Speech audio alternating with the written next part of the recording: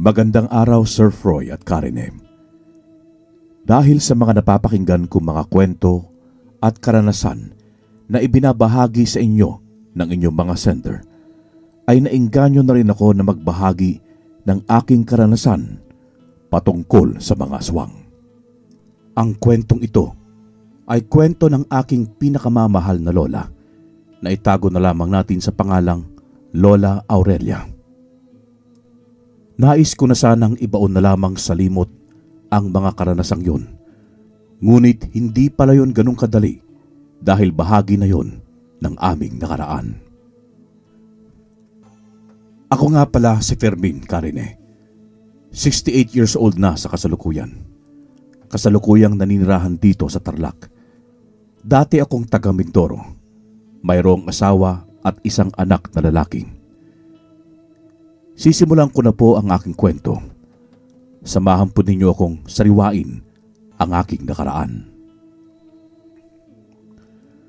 Lumaki ako sa pangangalaga ng aking Lola Aurelia matapos akong maulila sa aking ina at ang aking ama naman ay nag-asawa ng iba at iniwan nga ako sa lola ko. 11 anyos lamang ako noon nang mawala ang nanay ko. Hindi madali ang mawalan ng magulang, lalo na sa kagaya kong bata pa lamang. Wala pa akong kakayahan na buhayin ang aking sarili at ang inaasahan kong mag-aalaga sa akin ay ipinagpalit lang din ako sa anak ng katrabaho niya at iniwan na nga ako ng tuluyan kay Lola.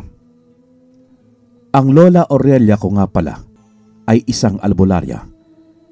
Siya ang takbuhan ng mga tao sa aming lugar at kahit mga taga Maynila ay dinadayo siya upang magpagamot. Kaya naman nakikita ko kung paano manggamot ang lola ko. Kilala rin siya bilang antingera na lumalaban sa iba't ibang uri ng mga aswang. Maraming beses nang nakipaglaban si Lola sa mga aswang at lagi akong naiiwan sa kapitbahay namin tuwing makikipaglaban siya. Umiiyak ako tuwing napapalaban siya dahil natatakot akong matalo siya at mawala na rin siya sa akin kagaya ng aking ina. Siya na lang kasi ang mayroon ako ng mga panahong yun. Isang araw, Karine, habang abala ang lola ko sa panggagamot, ay bigla siyang napahinto at lumayo.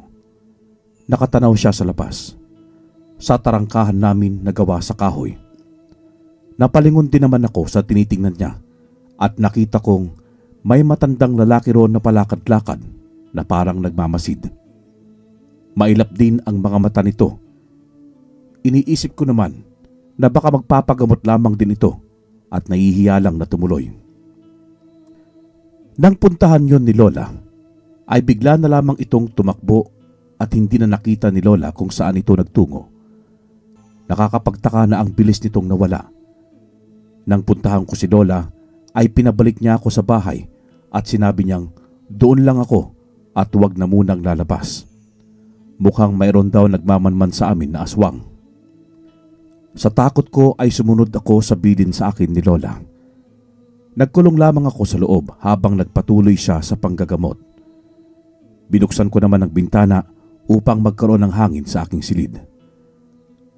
Ang likod bahay kasi namin ay maraming puno ng kahoy na nagbibigay ng lilim sa paligid at malamig din ang hangin at sa ibaba nun ay ilog. Karamihan sa amin ay doon naglalaba dahil napakalinaw at malamig ang tubig. Ang bahay ng mga magulang ko nga pala ay pinapaupahan ni Lola at doon kumukuha ng pinantutustos ko sa pag-aaral. Naguuling din siya kapag hindi araw ng panggagamot niya at nagtitinda rin ng mga kakanin. Kaya kung minsan ay ako ang nagbabantay ng mga ginagawa niyang uling. Pagsapit nga ng gabi, ay isinara ni Lola ang lahat ng bintana at pintuan namin.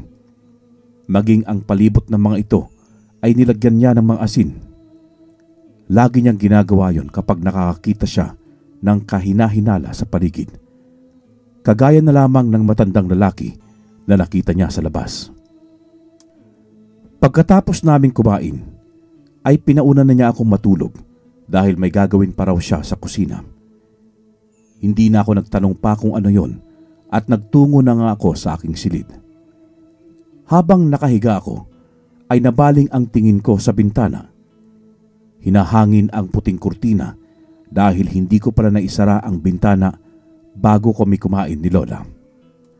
Paglapit ko roon, ay may naaaninag ako na parang may tao mula sa labas. Nang hawiin ko ang kurtina at dumungaw ako sa bintana, ay wala naman akong nakita, kundi isang malaking aso na kulay itim at paalis na ito. Hindi ko na lamang yon pinansin sa pag-aakalang baka aso yon ng aming kapitbahay. Ngunit nang maisara ko ang bintana, ay nakakita ako ng isang bakas ng kamay sa salamin ng bintana. Batid kong hindi yun kamay ng tao dahil mahahaba at matulis. Mabilis lamang yon, pero sapat na para maaninag ko. Sumigaw ako at mabilis na lumabas ng aking silid. Nakita ko si Lola na nagkakayod ng niyog na gagawin niyang langis para sa kanyang panggagamot. Kaagad siyang napatayo at nag-aalalang lumapit sa akin. Tinanong niya ako kung bakit ako sumisigaw. Ngunit dala ng takot at kaba ay hindi kaagad ako nakapagsalita. Itinuro ko na lamang ang aking silid at kaagad naman siyang nagtungo roon. Sumunod ako sa kanya sa loob at tinanong niya akong muli kung ano bang meron sa loob ng aking silid. Pakiramdam ko ng mga sandaling yon ay nalunok ko na ang aking dila dahil hindi man lang ako makapagsalita. Hinawakan naman niya ako sa braso at sinabing tumingin ako sa mga mata niya at sabihin ko ang nais kong sabihin. Sinabi rin niya na huwag akong matakot. Sinabi kong mayroon akong nakitang kamay at mahahaba ang mga kuko nito. Napatapik siya sa kanyang noo at sinabi niyang aswang yun. Binilinan niya akong huwag magbubukas ng mga bintana at kahit pa ng pinto. Hahanapin daw niya ang aswang. Sinubukan ko pa siyang pigilan, ngunit kailangan daw niyang mahanap ang aswang na yon. Nabatid niyang nasa paligid labang. Nang makalabas siya, ay muli siyang bumalik sa loob ng silid ko at nilagyan niya ng asin ang gilid ng bintana at mayroon din siyang ibinigay sa akin. Na kung sakaling may makapasok, ay isaboy ko lamang daw yun. Pagtango ko sa kanya, ay mabilis na siyang umalis. Naupo naman ako sa sulok ng aking papag habang nakabuluktot ang dalawa kong tuhod at yakap-yakap ang aking sarili. Nangangatog din ako sa takot dahil wala na akong kasama. Ilang minuto na ang nakakalipas mula nang umalis si Lola, ngunit hindi pa rin siya nagbabalik. Kinakabahan na ako ng mga sandaling yon at kung ano-ano na ang naiisip ko. Dumakot naman ako ng asin at naglagay ako sa aking bulsa at ang isang kamay ko ay mayroon ding asin. Lumabas ako ng bahay at ang liwanag ng sinag ng buwan at ang mga bituin sa langit ay nagkikislapan. Panandalian kong nakalimutan ng takot nang bigla kong maalala si Lola. Tumakbo ako sa likod kung saan may daan patungo sa ilog. Hindi ko makita si Lola kahit maliwanag ang buwan. Paulit-ulit kong isinisigaw ang pangalan niya, ngunit walang sumasagot. Nang may biglang humawak sa aking likuran, nanginig ako sa takot at dahang-dahang humarap dito. Pagkalingon ko ay nanlaki ang aking mga mata. Matalim ang tingin sa akin ng nilalang na yon at ang kanyang mga mata ay namumula. Matulis ang kanyang mga tenga at ang balat niya ay kulukulupot. Ang mga kukurin niya ay maiitim at matutulis. Sobra siyang nakakatakot at nakakasulasok din ang kanyang amoy. Anong ginagawa mo rito, bata? Narito ka ba upang magpakain sa akin? Saka ito tumawa ng napakalakas na parabang nasisiraan na ng bait. Hanggang sa ibinuka niya ang kanyang bibig at akma akong kakagatin. Nagmamakaawa pa ako sa kanya na huwag niya akong kainin, ngunit lalo lamang siyang natawa. Nakakadiri rin ang kanyang mga ngipin na nilulumot at tumutulo na rin ang kanyang mga laway na tila ba takam na sa akin. Nang muli siyang ngumanga at akman akong kakagatin, ay naalala ko ang asin na nasa isang kamay ko at isinubok kong lahat yon sa kanya. Dahil doon ay nabitawan niya ako at naguhumiyaw siya dahil sa sakit. Hawak-hawak niya ang muusok niyang bunganga. Mas lalong nanlisik ang kanyang mga mata at may mga inuusal siya na hindi ko maunawaan, pero batid kong galit na galit siya sa akin. Habang iniinda niya ang kanyang bibig, ay sinamantala ko upang tumakas. Ngunit mabilis niya akong niluntag at sinampal ang aking mukha. Kumayod pa sa aking mukha ang matutulis niyang mga kuko. Dahil sa lakas ng pagkakasampal niya, ay tumilapon ako sa mga naglalakihang bato. Napakasakit ng aking katawan at ang mas iniinda ko ay ang aking braso at likod, maging ang aking mukha ay ang hapdi na rin dahil sa kanyang mga kuko. Nang akma siyang lalapit sa akin, ay mabilis akong dumukot ng asin sa aking bulsa at inihagis ko yon sa kanya. Tinamaan ng kanyang mukha maging ang kanyang dibdib. Muli siyang humiyaw na parang kinakatay na hayop. Mula sa kanyang likuran ay nakita ko si Lola at mabilis niya itong sinaksak sa likod ng hawak niyang punyal. Bumagsak sa paanan ko ang aswang na wala ng buhay. Hinugot naman ni Lola ang punyal na nakatarak sa likod nito. Sa kanya itong buong lakas na sinipa. Tinulungan niya akong makatayo. Hinihimas ko naman ang aking mukha at nakakapakong may malagkit. Alalang-alala sa akin si Lola Aurelia at paulit-ulit akong tinatanong kung ano ang masakit. Ngumiti at umiling na lamang ako upang hindi na siya mag-alala pa sa akin. Pagdating namin sa bahay ay doon na siya nagalit sa akin. Kabilin-bilinan niya raw na wag akong lalabas, ngunit sinuway ko raw siya. Kaagad naman akong humingi ng tawad sa kanya dahil mali naman talaga ang ginawa ko. At dahil sa pagsuway ko sa bilin niya ay muntik na akong mapahamak. Kung wala lang akong dalang asin ay malamang nakain na ako ng aswang. Sinabi ko rin kay Lola na nag-aalala ako sa kanya kung kaya't sinundan ko siya. Ngumiti naman siya at sinabing mabuti na lamang daw at walang nangyari sa aking masama. Dahil kung mayroon daw ay hindi niya papapatawad ang kanyang sarili. Hanggang sa mag-edad 20 anyos na nga ako, Karine. Nagdesisyon akong huminto sa pag-aaral nang makapagtapos ako ng high school dahil sa hirap ng buhay namin ni Lola. Wala na ring umuupa sa pinaupa-upahan naming bahay. Hindi na rin nag-uuling si Lola. Nagtitinda na lamang siya ng kakanin kapag hindi araw ng panggagamot niya. At ako naman ay nagkakargador sa palengke. Mga gulay, prutas at sako-sakong bigas nga ang araw-araw na binubuhat ko. At kahit 20 anyos na ako, ay nangangarap pa rin akong makabalik sa pag-aaral at nais kong matupad ang pangarap kong maging sundalo. 9 na taon na ang lumipas, ngunit hindi na talaga nagpakita sa amin ang tatay ko. Hindi man lang yata sumasagi sa isip niya na may anak siyang iniwan, kahit ang mga importanteng okasyon ay wala na siya. Kaya naman para hindi na ako masaktan pa, ay tinanggap ko na sa sarili kong wala na akong ama. At iniisip ko na lamang na pareho na silang nasa langit ni nanay. Subalit isang araw, habang may pasan-pasan akong bigas, ay may nakita akong lalaki. Pamilyar ang mukha niya sa akin hanggang sa mapagtanto kong si tatay yun. Sandali akong natigilan at ibinaba ang isang sakong bigas. Akma ko na siyang lalapitan, ngunit may batang babaeng lumapit sa kanya at nagmano. Naka-uniforme ito. Tinawag siya nitong tatay, kaya batid kong anak niya yon at kapatid ko sa ama. Hindi ko alam na pumapatak na pala ang luha ko habang nakatanaw sa kanila. Naiinggit ako dahil hindi ko man lang nakasama ng matagal si tatay dahil pinabayaan niya ako at iniwan. Napalingon naman siya sa kinatatayuan ko, kaya mabilis akong umiwas ng tingin at muli kong pinasan ang bigas. Nagalit pa sa akin ang babaeng customer dahil ang tagal ko raw.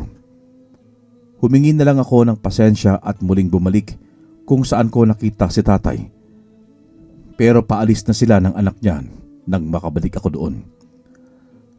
Pag uwi ko sa bahay ay agad kong sinabi yon kay Lola. Natawa naman siya at sinabing buhay pa pala ang aking ama. Galit siya kay tatay at naintindihan ko naman kung bakit. Pero kahit galit ako kay tatay, nangingibabaw pa rin ang pagmamahal ko sa kanya.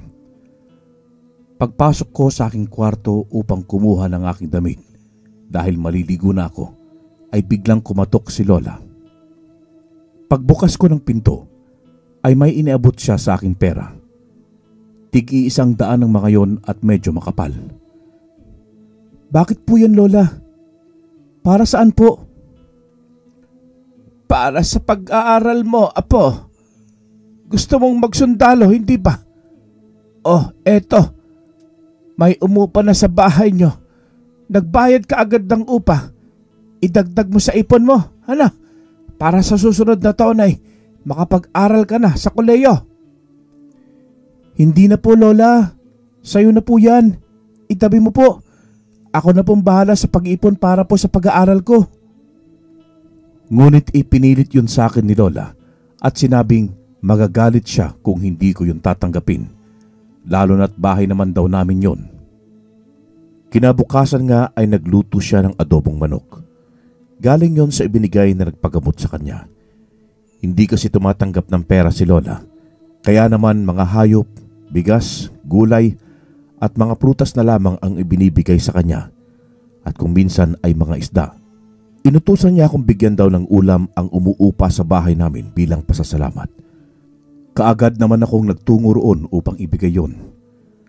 Kaagad naman akong pinagbuksan ng pinto, kaya inabot ko na ang adobong manok na nakalagay sa bangkok. Marami nga rin palang maglagay ng paminta at bawang si Lola dahil yun daw ang mas nagpapasarap sa adobo. Ngunit ang matandang babaeng binibigyan ko ng ulam ay napalayo nang makita niya ang ulam at sinabing hindi siya kumakain ng ganong ulam. Ay, ganon ho ba? Naku, pasensya na po. Ay, ako nga ho pala si Fermin. Apo po ako ni Lola Aurelia. Kami po yung may-ari ng bahay na ito.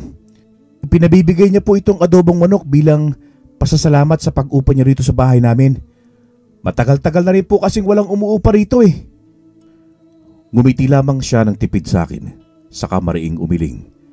Ayaw talaga niyang tanggapin ang ulam na dala ko.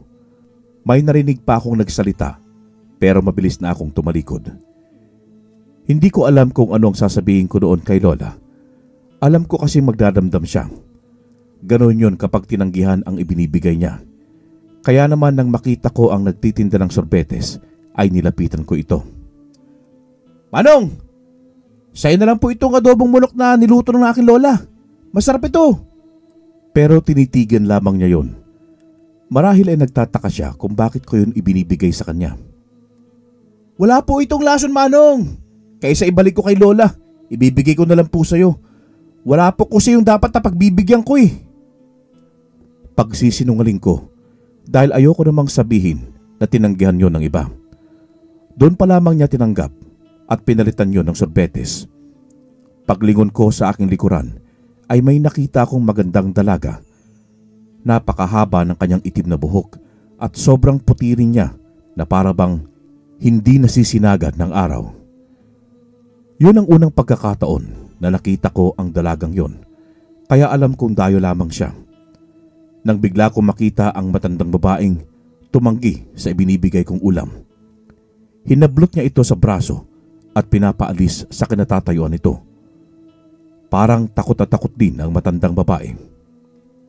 Kakaiba talaga ang ikinikilos niya. Parang may kakaiba sa kanya. Naalis lamang ang tingin ko sa kanila nang pumatak na ang sorbetes sa kamay ko. Nalusaw na pala ito. Nagpasalamat lang ako kay Manong at kinuha ko ang mangkok sa kanya at bumalik na ako sa bahay. Pag-uwi ko nga ay masayang sumalubong sa akin si Lola at kaagad niyang tinanong kung nagustuhan ba yon ng matandang babae. Opo Lola, saktong araw at may mauulam na sila. Hindi na raw niya kailangan pa magluto.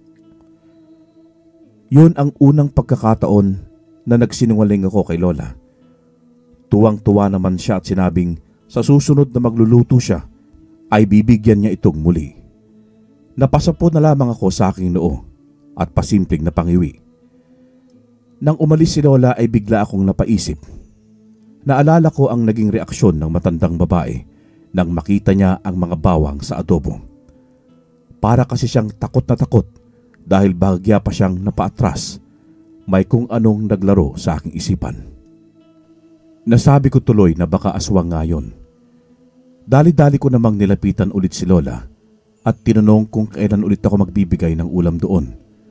Sinabi nga niyang bukas din ay magbibigay ulit kami. Napangiti ako ng malapad dahil may naisip akong paraan upang masiguro ko kung tama nga ba ang naiisip ko. Kinabukasan nga ay muli akong nagtungo sa paupahang bahay. Dala ko naman ang paksiw na isda na napakarami na namang bawang at luya. Ngunit sa pagkakataong yon ay hindi na ang matandang babae ang nagbukas, kundi ang magandang dalaga. Kaagad akong bumati sa kanya ng magandang hapon at ngumiti naman siya sa akin. Mas lalong lumitaw ang ganda niya nang ngumiti siya. Tinanong niya ako kung ano ang sadya ko at inilabas ko mula sa supot ang isang lagayan na naglalaman nga ng paksiw na isda. Kinuha naman niya yon sa akin, ngunit nang marinig ang nanay niya ay kaagad din niya itong ibinalik sa akin at sinabing umalis na ako. Napakunot naman ang aking noo at tinanong ko kung bakit natatakot siya sa kanyang nanay. Ngunit ang sabi lamang niya ay wag na raw akong magtanong. Pinilit ko pang ibigay sa kanya ang ulam, ngunit tinanggihan din niya. Hanggang sa lumapit na nga sa amin ang matandang babae. Duguan ng mga kamay nito at may mga talsik ng dugo sa damit. Kinabahan ako at napalunok sa sarili kong laway. Mukhang tama nga ang aking hinala na aswang nga ang matandang babae. Matalim ang tingin niya sa akin na para bang gusto niya akong kainin ng buhay. Tinanong niya ako kung bakit nagbalik na naman ako. Ano po kasi, inutusan po ulit ako ni Lola na magdala ng ulam dito sa inyo. Sana po'y tanggapin mo na. Masarap po ito. Ngunit mariin na naman siyang umiling at sinabing hindi sila tumatanggap ng bigay na ulam. At sinabi pa niyang nagkatay na rin siya ng manok at yun ang uulamin nila. Ngumiti naman ako ng mapakla at kumuha ako ng asin sa aking bulsa at inihagis ko yon sa matandang babae. Nanlaki ang mga mata niya at napaatras ito. Mas lalong nanlisik ang mga mata niya, kaya kaagad akong humingi ng tawad at sinabi kong hindi ko sinasadya. Mabilis naman nila akong pinagsarhan ng pinto, kaya wala akong nagawa kundi ang umalis na lamang. Hindi ko alam kung sasabihin ko na ba yon kay Lola, kasi hindi pa naman talaga ako sigurado kung mga aswang nga ba sila. Hanggang sa makasalubong ko si Primo, kababata ko at kapitbahay. Bigla niya akong hinila sa braso at nagpalinga-linga pa siya sa paligid. Uy, teka nga, bakit mo ba ako inahatak? Fermin, alam mo na ba ang balibalita? Na ano? Ano na naman bang balibalita yan, Primo? Na mayroon na namang aswang dito sa baryo natin. Alam mo ba si Mang Edelberto? Naku, nakita niya yung mga manok niya na wakwak ang mga tiyan. Wala nang mga dugo at lamang loob. Kung tao ang gumawa nun, di sana yung laman ang kinuha, di ba? O kinuha na niya yung buong manok. Nakakatakot talaga dito. Parang gusto na lang tuloy manirahan sa Maynila. Hindi dito sa atin na lagi nilang may aswang. Sabi mo kaya sa lola mo, magaling naman makipaglaban sa aswang yun, di ba? Pasakaling malaman niya kung sino ang aswang dito sa baryo natin. Paano ka naman nakasiguro na wala ng dugo? Malay mo, nasipsip na ng lupa. Tsaka matagal na mula nung nakalaban si Lola eh. Mula noon, wala naman nang nagtangkang pumasok na aswang dito sa baryo natin. Ay nako, makikita mo pa rin yung sa lupa kapag tumulo yung dugo, no? Malakas ang kutob namin na aswang talaga may gawa nun. At ito pa, yung isang manok niya nawawala. Hindi kasama sa mga nawakwakan dyan. Sa palagay niya raw, itinangay yun. Grabe na talaga. Kumain na nga, nag-take out pa. Napatulala ako sandali nang sabihin niya yon at naalala ko ang matandang babaeng nangungupahan sa bahay namin. Nakita ko kasi siya na puro dugo ang damit at sinabi niyang nagkatay siya ng manok upang maging ulam nila. Ayoko namang sabihin niyo kay Primo at baka sumugod silang lahat doon. Hindi pa naman din ako sigurado kung mga aswang nga ba ang mga yon.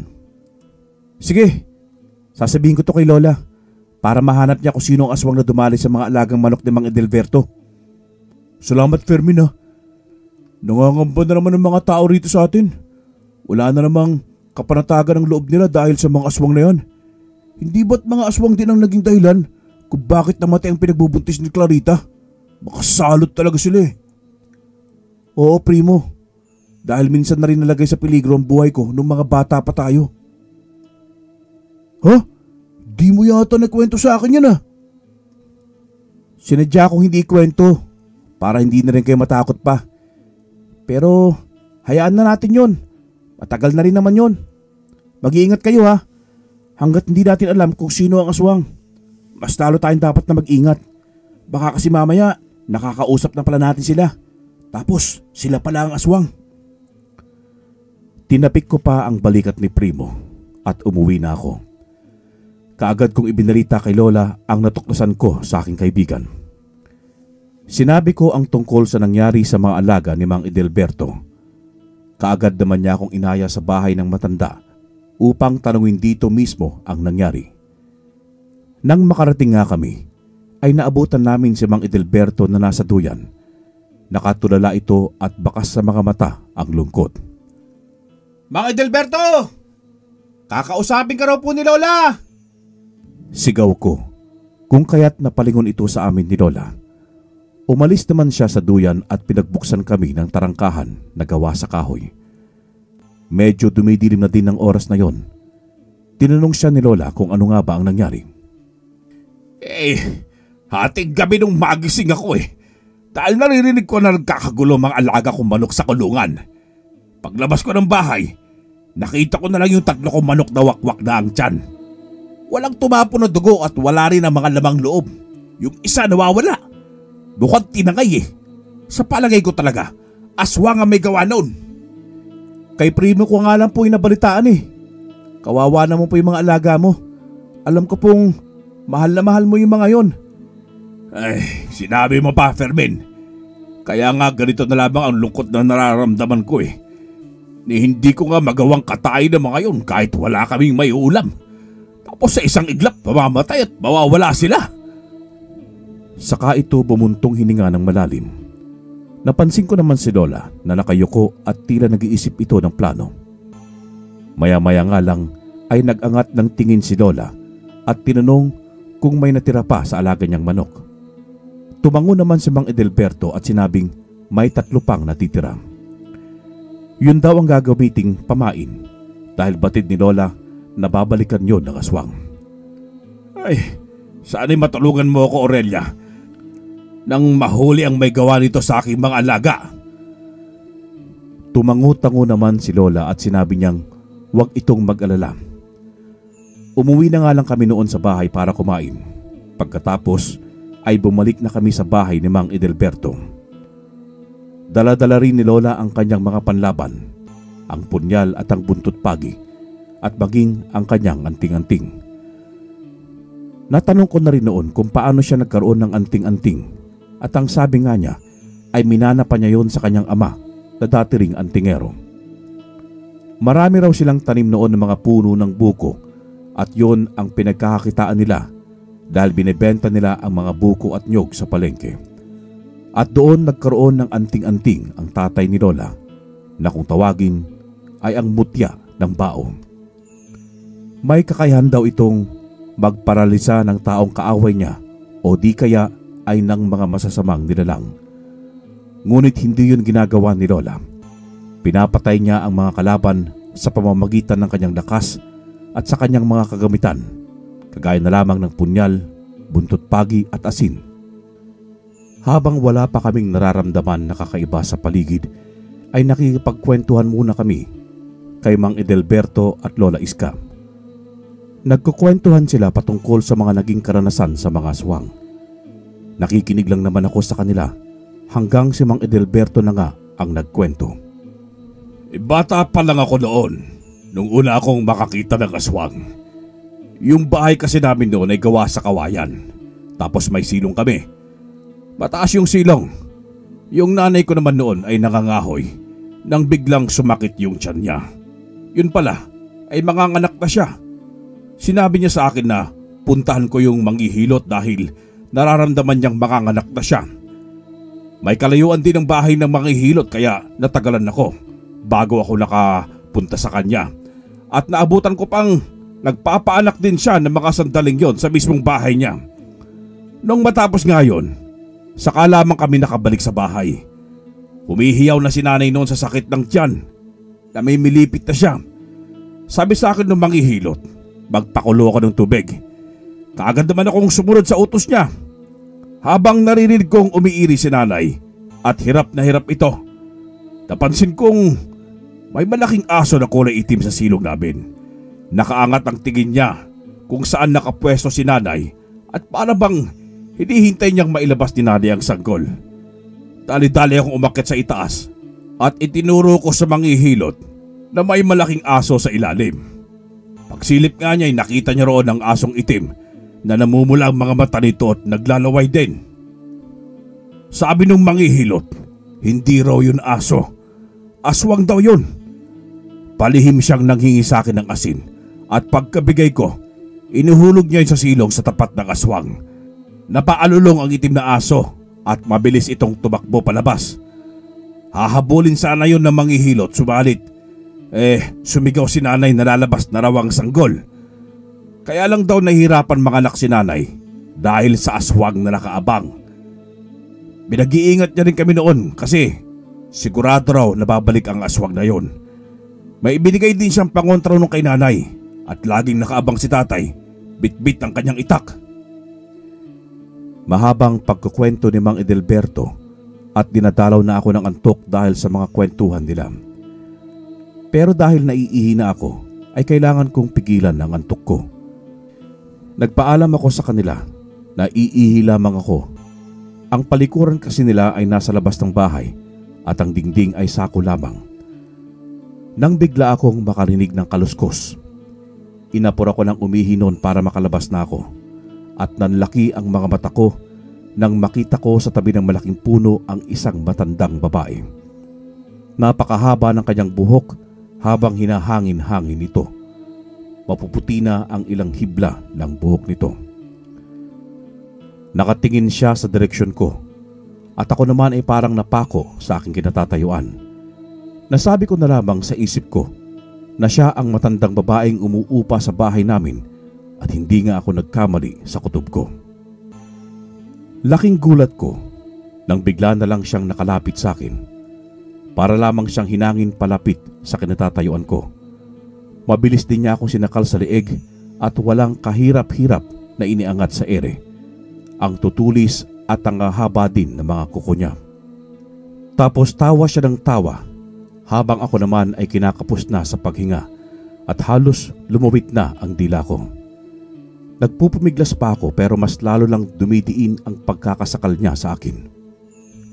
Nagtataka na rin ako kung bakit hindi pa lumalabas ng bahay nila si Mang Edelberto at si Lola. Maya-maya nga lang ay nabitawan ako nito matapos itong sabuyan ni Lola ng asin. Umusok ang buong katawan nito at mas lalong nagalit. Ang buong akala ko ay mamamatay na ito pero hindi pa pala.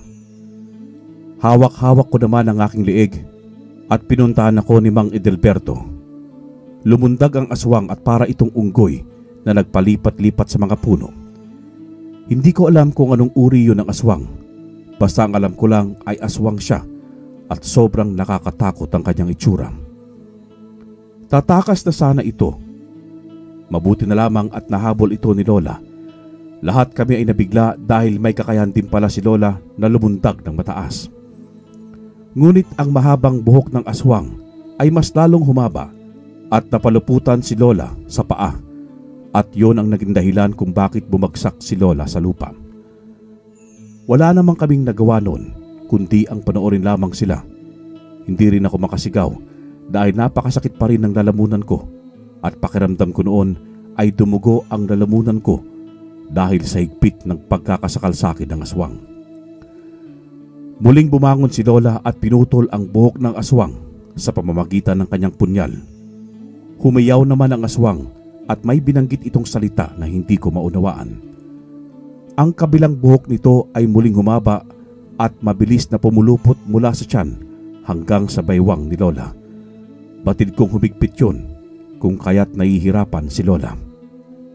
Nakita ko ang pagpasok ni Lola Iska sa loob ng bahay nila at pagbalik nito ay may dala na itong asin. Inagaw naman yon ni Mang Edelberto mula sa kanyang asawa at isinaboy niya yon sa aswang. Ngunit bigo ang matanda na masabuyan ng asin ang aswang dahil malayo ito. Binitawan nga nito si Lola at si Mang Edelberto naman ang pinuntirya niya. Ipinulupot niya ang mahaba niyang buhok sa leeg ni Mang Edelberto. Nagmamakaawa si Lola Iska na bitawan na ng aswang ang asawa niya, ngunit tumawa lang ng malakas ang aswang. Si Lola Aurelia naman ay mabilis na tumakbo palapit kay Mang Edelberto at pinutol muli ang mahabang buhok ng matandang aswang. Mas lalo itong nagalit at naging mas agresibo. Lumaban na ito na hindi ginagamit ang kanyang buhok dahil putol na ito. Mabilis itong nakalapit kay Lola Aurelia at sinampal siya nito ng napakalakas, pero kaagad din siyang bumawi at umusal ng orasyon. Nang bigla na lamang nanigas ang aswang. Hindi na ito makagalaw at para itong naparalisa. Doon na ito sinaksak ni Lola ng punyal sa dibdib. Hindi lang isang beses kundi 2 beses. Nagtalsikan din ang mga dugo nito. Sobrang lansa nito at nakakasulasok ang amoy. Hanggang sa bumagsak na nga ito sa lupa at may narinig kaming sumigaw. Tinig yun ng babae. Nagulat kaming lahat nang biglang lumitaw ang dalagang nangungupahan sa bahay namin. Nanlisik ang mga mata nito habang tumatangis. Isinisigaw din niya ang pangalan ng kanyang ina at pagbabayaran daw namin ang ginawa namin dito. At biglang ang humaba ang buhok nito at mabilis na pumulupot sa katawan ni Lola. Nag-alala ako ng sobra para sa lola ko dahil hindi ko alam kung makakawala pa ba siya. Sumigaw naman si Lola Aurelia na tumakas na raw kami at siya na raw ang bahala sa dalagang aswang. Buong lakas si Lola na kumawala mula sa pagkakapulupot ng buhok ng aswang. Dahil doon ay nakahinga ako ng maluwag. Mas mainam ngang tumakas na tayo. Dali na! Baka mas marami pa sila. Nanganganib ang mga buhay natin. Hindi ho! Hindi ko iiwan ang lola ko! Dito lang ako! Kayang-kaya na yan ng lola mo. Kailangan na nating tumakas, Fermin. Halika na! Iligtas niyo na po ang mga sarili ninyo. Hayaan niyo na po kami ng lola ko. Sige, hihingi kami ng tulong. Babalik kami. Hindi na nga sila nangulit pa, Karine, at mabilis na silang umalis. Nasasaksihan ko naman muli kung paanong nakikipaglaban si Lola sa aswang. Napakahusay talaga ng lola ko pagdating sa pakikipaglaban. Sa likod ng kagandahan ng dalaga ay nakatago pala rito ang tunay nitong itsura. Malakas ang dalagang aswang, ngunit higit na mas malakas si Lola. Pumasok ako sa bahay nila Mang Edelberto at naghanap ng pwede kong gamitin panlaban sa aswang. Nakita ko nga ron ang matulis at matalim niyang itak na nakasiksik sa dingding. Kaagad kong hinugot yun mula roon at umikot ako upang hindi ako mapansin ng aswang. Nakita ko ngang hinahampas ni Lola ng buntot pagi ang aswang, ngunit hindi niya ito matamaan dahil mabilis itong nakakaiwas. Napakaliksi niya. Nang pahahabain na nito ang buhok at akmang ipapulupot kay Lola, ay mabilis ko itong pinutol sa pamamagitan ng itak. Nasubsob pa ako dahil doon. Mabuti na lamang at hindi ako nasugatan ng itak. Nang bigla ko maramdaman na bumigat ang aking likuran, yun pala ay tinatapakan niya ang likod ko. Napadaing talaga ako noon. Mabuti na lang at naihagis ni Lola Aurelia ang punyal at tumarak ito sa kanyang mukha. Dahil doon ay nawalan ito ng balanse at bumagsak sa lupa. At tumama pa ang kanyang ulo sa malaking ugat ng puno. Mabilis din naman akong bumangon at inihanda ang itak. Sa akin na to, Lola. Kayang-kaya ko na ito. Puntik na ako umibig sa aswang na ito eh. Mabuti na lang Una pa lang ay kinutuban na ako na hindi nga sila mga tao. Naaswang sila dahil takot sila sa mga ulam na pinabibigay mo. Naramdaman ko naman ang paghampas ni Lola sa balikat ko. Alam ko na raw pala na mga aswang ito, ngunit hindi raw ako nagsalita. Hindi ko raw sa kanya sinabi. Lola, hindi pa naman kasi ako 100% na sigurado eh. Hinala ko pa lang. Kaya hindi ko sinabi sa inyo. Nang mapansin ko ang dahan-dahang bumabangon ng aswang, ay itinarak ko na sa tiyan niya ang itak na hawak ko. May mga naririnig na rin kaming ingay, at yon ay ang mga kabaryo namin. Sinabi nga ni Mang Edelberto ang tungkol sa mga aswang, pero huli na nang dumating sila dahil napaslang na namin ang mag-inang aswang. Tuwang-tuwa ang mga kabaryo namin nang malaman nilang matagumpay naming napaslang ni Lola ang mag-inang aswang. At sinabi pa nila na mahimbing na ulit silang makakatulog at labis ang pasasalamat nila kay Lola. Nag-uwian na kami matapos ang matinding labanan. Naglahon na rin naman ang katawan ng mga aswang. Lumipas ang ilang araw ay dumagsa ang mga nagpapagamot kay Lola Auring. Ako naman ang tagalista ng mga pangalan ng mga nagpapagamot upang yon ang tatawagin niya para maiwasan ang pag-uuna-unahan ng mga ito. Pinahinto na nga rin pala ako ni Lola sa pagtatrabaho sa palengke. Tumulong na lamang daw ako sa kanya sa panggagamot dahil naisipan namin na hanapan na lamang ng buyer ang bahay para may magamit sa pag-aaral ko. Pero hindi ganong kadaling makahanap ng bibili ng bahay dahil nga liblib ang lugar namin, malayo sa ospital at sa palengke. Nagdadalawang isip tuloy ako noon kung magkukuleyo pa ba ako o hindi na. Gabi na noon nang maisipan ni Primo na tumambay sa labas, sa tulay kung saan kami dati tumatambay. Marami pang mga tao sa labas at ang ibang kalalakihan ay nagiinuman. Grabe no, ang mundo talaga natin, nababalot ng misteryo at kababalaghan. Kung hindi multong kinakatakutan ng tao, aswang naman. Oo nga Primo eh, patunay na hindi lang talaga tayo naninirahan dito sa mundo. May mga engkanto pa kaya, mga laman lupa. Yung ibang ginagamot ni Lola, mga naengkanto, nakulam, nabarang. Mabuti na lang talaga nariyan ang Lola Aurelia mo. Paano na lang tumbarin natin kung wala siya? Tiyak, maraming mapapahamak. Kaya labis talaga pasasalamat namin sa Lola mo. Napakaswerte talaga natin sa kanya. Lalo na ako. Nung mamatay si nanay at iwan ako ni tatay, siya nang tumayong ama at ina sa akin. Paano na lang kung wala siya, di ba? Di mo na ba nakita ang tatay mo? Nakita ko. Pero may anak na rin sila nung ipinalit niya kay nanay. Sa totoo lang, naiinggit ako na makita ko sila ng anak niya. Mabuti pa yung kasama niya. Pero talagang gano'n ang buhay eh. Hindi na rin ako nagpakita at nagpakilala pa sa kanya. Para saan pa? Dahil kung mahal ako nun at kung iniisip niya ako, edi sana pinuntahan man lang niya ako. Ang lungkot din talaga ng buhay mo, no? Kaya ako, kapag nagkaroon ako ng sariling pamilya, hindi ko gagawin yung ginawa ni tatay. Pakamamahalin ko ang pamilya ko. Mamumuhay kami ng tahimik at masaya. Ang sarap naman yung pangarap mo. Ganyan din ang gusto kong pamilya eh. Maswerte ka dahil buong pamilya mo, Primo. Nariyan ang nanay tatay mo. May bonus ka pan lolo. Habang nag-uusap nga kami, ay sabay kaming napatingala sa kalangitan. Matapos naming marinig ang pagpagaspas ng mga pakpak. Kitang-kita namin ni Primo ang napakalaking ibon. Nakita na rin yon ng mga tao na nasa labas, kung kaya't nagkagulo at nabalot sila ng takot. Tawagin natin ang lola mo, Fermin! Sigaw ni Primo at patakbo nga kaming umuwi ng bahay. Humahangos kami pareho pagdating namin. Nagtataka si Lola kung ano ang nangyari sa amin at tinanong niya kung bakit kami humahangos at pawis na pawis. Aling Aurelia! Mukhang may makakalabang ka na naman! Aswang inakita namin doon! Napakalaking ibon, Lola!